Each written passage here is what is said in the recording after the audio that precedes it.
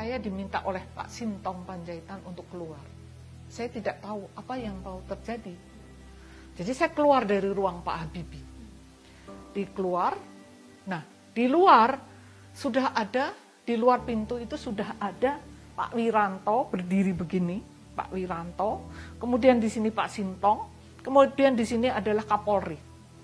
Dan saya berdiri di tengah begini. Saya berdiri di tengah. Mereka mepet saya. Dan yang pertama adalah Pak Wiranto. Kamu berbohong ya, mengumumkan kejadian-kejadian perkosaan yang itu tidak terjadi dan memperburuk nama bangsa Indonesia. Itu Pak Wiranto begini. Kemudian Pak Kapolri, ketika Pak Kapolri bilang begini, kamu harus bertanggung jawab. Dia bilang. Terus Pak Sintong begini, dia baru saja melaporkan pada Presiden. Gitu. Jadi semua ke sini, ke menunjuk saya.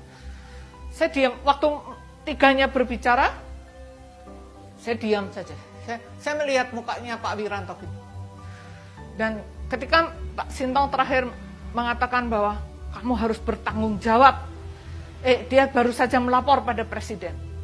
Begitu dia soalnya saya bilang, saya langsung begini, saya tidak berbohong dan saya melaporkan kejadian yang terjadi apa adanya. Saya tidak punya intensi untuk memperburuk nama bangsa Indonesia. Saya tidak berbohong.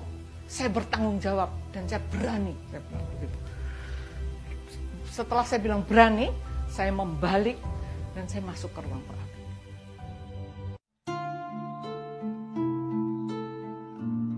Penyangkalan terhadap fakta pemerkosaan dan kekerasan seksual dalam tragedi Mei 98. Sejak informasi terkait peristiwa ini mengemuka ke publik beberapa pekan setelah kerusuhan Mei 98, kerap disuarakan oleh sejumlah elit politik, terutama dari kalangan militer.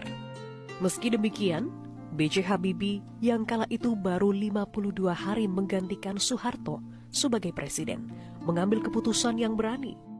Presiden Habibie memberi kesempatan kepada sejumlah aktivis perempuan yang tergabung dalam masyarakat anti kekerasan terhadap perempuan untuk mengungkapkan temuan data dan fakta kekerasan seksual Mei 98.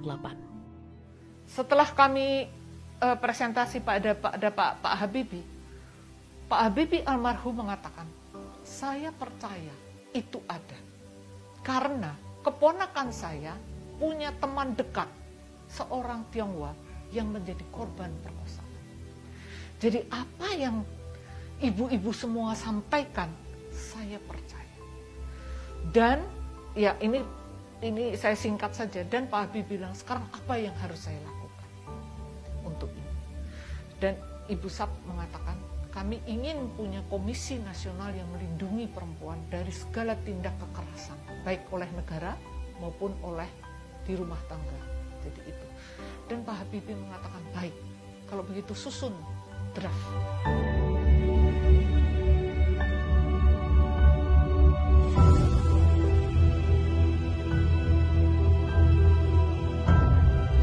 Selama proses pencarian fakta oleh TGPF, para pendamping korban dan tim relawan untuk kemanusiaan terus menyuarakan hak korban untuk mendapat keadilan.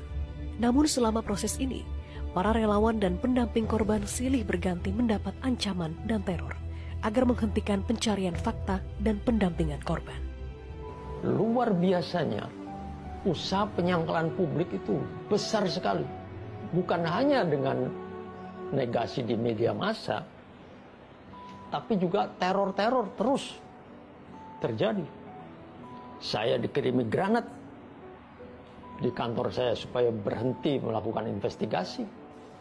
Saya ditelepon setiap hari antara jam 2, jam 3 sampai jam 4. Itu selalu saya ditelepon. Saya diancam dengan kata-kata, lu Cina ya, sekarang lu bisa bersuara ya. Kami tahu siapa anak kamu. Nama anak kamu yang pertama ini, lahir tanggal segini, sekolah di sini. Yang anak kedua namanya ini, lahir tanggal segini, sekolahnya di sini. Kami tahu semuanya. Saya pulang dari rumah sakit subuh-subuh, saya merasa saya dikejar dengan sebuah mobil. Saya merasa saya dikejar. Saya melarikan diri keluar dari jalan tol. Lalu muter-muter di Cengkareng baru pulang. Sampai ke rumah sudah sekitar jam 6 subuh. Di sisi lain, meski Presiden B.J. Habibie mendukung upaya pengungkapan kasus perkosaan Mei 98, sejumlah pejabat pemerintah justru menyuarakan hal sebaliknya. Beberapa pejabat berwenang misalnya terus menuntut dihadirkannya korban yang mau memberi kesaksian terbuka pada publik tanpa adanya jaminan perlindungan yang memadai. Keadilan kita membutuhkan yang namanya testimoni korban langsung. Korban harus datang ke pengadilan. Sementara perkosaan Mei 98 adalah perkosaan massal. Yang kita tidak tahu siapa pemerkosanya. Tidak bisa kita tahu. Dan si korban, kita sudah tahu bahwa korban kalau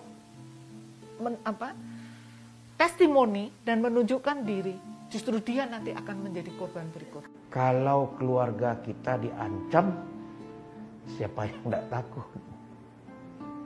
Mungkin ada 1-2 orang saja yang gila barangkali yang mau bersaksi. Saya kaitkan dengan ancaman-ancaman yang saya terima itu dengan kejadian kenyataan matinya anjing saya di rumah. Saya punya 3 ekor anjing. 1 anjing belastan yang bisa molos dari pintu pagar,